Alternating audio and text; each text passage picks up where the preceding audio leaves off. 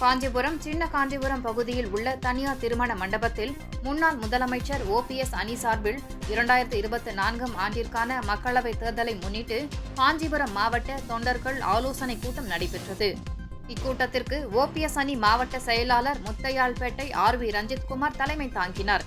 மேலதாளம் முழங்க பட்டாசுகள் வெடிக்கப்பட்டு OPSக்கு சிறப்பான வரவேற்பு அளிக்கப்பட்டது. OPSக்கு ஆள் உயர மாலை அணிவிக்கப்பட்டு மரியாதை செலுத்தப்பட்டது. இதனை அடுத்து காஞ்சிபுரம் மாவட்ட OPS அணி மாவட்ட செயலாளர் 25 லட்சம் ரூபாய் கழக நிதி வழங்கினார். விழாவில் சிறப்புரையாற்றிய முன்னாள் முதலமைச்சர் O பன்னீர்செல்வம், அம்மா எனக்கு முதலமைச்சர் பதவி கொடுத்தார்கள், ஆனால் கட்சி உடைந்திடக்கூடாது என்று நான் எடுத்த முடிவிற்கு துணை முதலமைச்சர் பதவி நான் வேண்டாம் என கூறினர் என்றும், அது டம்மி பதவி, அதிகாரமில்லாத பதவி என்றும் என்னை கூறி கட்டாயப்படுத்தி அந்த பதவி கொடுத்தார்கள். இரட்டை இலை வழக்கு தற்காலிகமாகத்தான் வழங்கப்பட்டுள்ளது என்றும், மீண்டும் இந்த மாதம் 19ஆம் தேதி வழக்கு விசாரணைக்கு வரவுள்ளது. அப்பொழுது நாம் தான் வெற்றி பெறுவோம். 4 ஆண்டுகள் எடப்பாடி பழனிசாமி முதலமைச்சராக தொடர்வதற்கு முழு ஆதரவாக இருந்தவர் பாரத பிரதமர். அவரை அழைத்து பாரத பிரதமர் தேசிய அளவில் ஒரு கூட்டணியை உருவாக்கலாம் என தெரிவித்த அடுத்த வாரத்தில் பாஜக கூட்டணியில் இருந்து வெளியேறிவிட்டார். அப்படிப்பட்ட துரோகம் செய்பவர் எடப்பாடி என விமர்சனம் செய்தார். இதனை அடுத்து செய்தியாளர்களை சந்தித்த அவர், கிளாம்பாக்கத்தில் அதிமுக ஆட்சி காலத்தில் 90% பேருந்து நிலைய பணிகள் முடிக்கப்பட்டன. அதன் பின்பு ஆட்சி மாற்றம் ஏற்பட்டதும் நாட்டை நாளை யார் ஆளப்போவது என்ற நிலையில் மாண்புமிகு பாரத பிரதமர் 10 ஆண்டுகாலம் ஆட்சி சிறப்பாக இருந்தது. அடுத்து வரக்கூடிய நாடாளுமன்ற தேர்தலில் கூட நரேந்திர மோடி தான் பாரத பிரதமராக வேண்டும் என அவர் தெரிவித்தார். மேலும் டெல்லியில் ஆளுகின்ற நிலை தேசிய கட்சிகளுக்கு தான் இருக்கிறது. ஆகவே நாடாளுமன்ற தேர்தலை பொறுத்தவரையிலும் பாரதிய ஜனதா கட்சியின் தலைமையில்தான் கூட்டணி அமையும் என்றும் கூறினார். ரகசியங்கள் வெளியே சொல்ல வாய்ப்பு உள்ளதா என செய்தியாளர்கள் எழுப்பிய கேள்விக்கு பொறுத்திருந்து பாருங்கள் என OPS தெரிவித்தார்.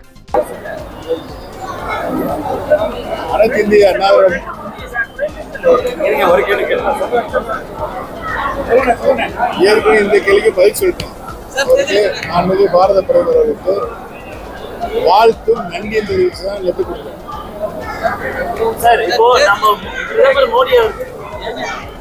மாண்புமிகு பாரத பிரதமர் அவர்களுக்கு கொண்டு கிடைக்கிச்சு அவர்களுக்கு வாழ்த்தும் நன்றியும் தெரிவித்து தான் நான் இந்த லெட்டர் கொடுத்தேன். ஓகே சார், இப்போ பிரதமர் மோடி அவர்களை நம்ம கடந்த ஆட்சியில் இருக்கும்போது சந்திக்கும் பொழுதெல்லாம் பார்த்தீங்கன்னா திமுக ரொம்ப மோசமான விமர்சனங்களை முன்னெடுத்திருக்காங்க. இப்போ உதயநிதி ஸ்டாலின் அவர்கள் ஒரு விளையாட்டு போட்டி விஷயமா மோடி அவர்கள் இன்னைக்கு சந்திக்க போறாரு. அதை நீங்க எப்படி சார் பாக்குறீங்க? விளையாட்டு கேலோ இந்தியான்ற விளையாட்டு விஷயத்துக்கு இன்விடேஷன் கொடுத்து அவரை சந்திக்கிறாரு, அதை எப்படி சார் பாக்குறீங்க? ஏன்னா நீங்க சந்திக்க போதுதான். சரி, ஓகே. இப்போ கூட்டணி சமன்களை போட்டு சரி, ஓகே சார். கூட்டணின்றது தொடர்ந்து முன் வச்சிருக்கீங்க சார். அந்த கூட்டணி உங்க தலைமையில தான் அமையுமா சார்? இது நாட்டை நாளை யார் ஆளப் போகிறார்கள் என்பதற்கான நாடாளுமன்ற தேர்தல். இந்த தேர்தலில் யார் மாண்புமிகு பாரத பிரதமராக வர வேண்டும் என்கிற தேர்தல் இந்த தேர்தல். ஆக இந்த தேர்தல் மாண்புமிகு பாரத பிரதமராக 10 ஆண்டு காலம் சிறப்பான ஆட்சியை நடத்திய திரு நரேந்திர மோடிஜி அவர்கள்தான் அடுத்து வருகின்ற நாடாளுமன்ற தேர்தல் மூலமாக பாரத பிரதமராக வர வேண்டும் என்ற தேர்தல் தான் இந்த தேர்தல். எங்களுடைய நிலைப்பாடும் அதுதான். தமிழ்நாட்டு கூட்டணிக்கு தலைமை அதையும் சொல்லிட்டு இல்லை, விளக்கமா சொல்லுறேன். நாடாளுமன்ற தேர்தலை பொறுத்தவரையில் தேசிய கட்சி தான் டெல்லியில் ஆளுகின்ற நிலை இருக்கிறது. ஆக தேசிய கட்சியாக இருக்கின்ற பாரதிய ஜனதா கட்சி தான் தலைமை. நாடாளுமன்ற தேர்தலை பொறுத்தவரையில் பாரதிய ஜனதா கட்சியின் தலைமையில் தான் கூட்டணி அமையும். உங்களுடைய கூட்டணி பொறுத்திருந்து பாருங்க, அவசரப்படாது. சொல்லுங்க. கிளாம்பாக்கம் பேருந்து நிலையத்தில் வசதிகள் கிளாம்பாக்கம் பேருந்து நிலையத்தில் சார் ஒரு சில குறைபாடெல்லாம் இருக்கு. சார் இப்போ தூரமா இருக்கு, நிறைய விமர்சனங்கள்லாம் பஸ் ஸ்டாண்ட் ரொம்ப தூரம் வந்துருச்சுன்றாங்க.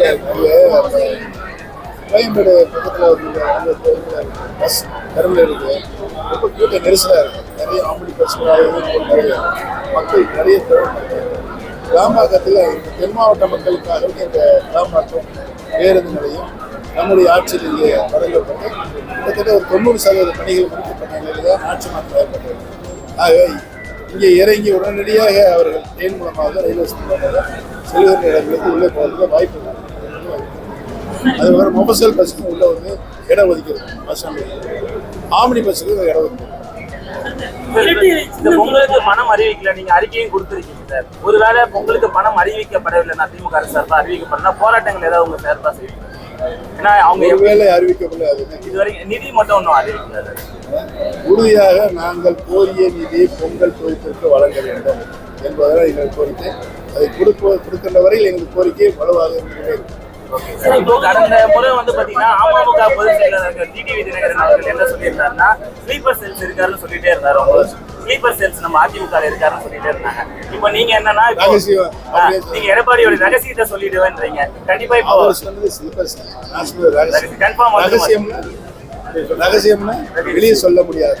பட் வெளியே சொல்ல வாய்ப்பு இருக்கா சார்? பொறுத்திருந்து பாருங்க.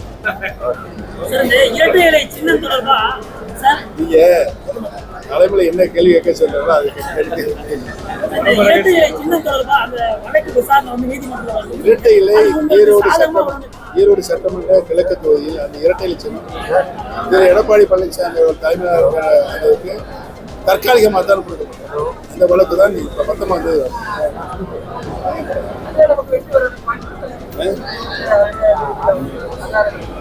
நீதியரசருடைய நீதி வல்லமை நம்பிக்கை தான் நாங்கள் உச்ச நீதிமன்ற சென்றிருக்கிறோம்.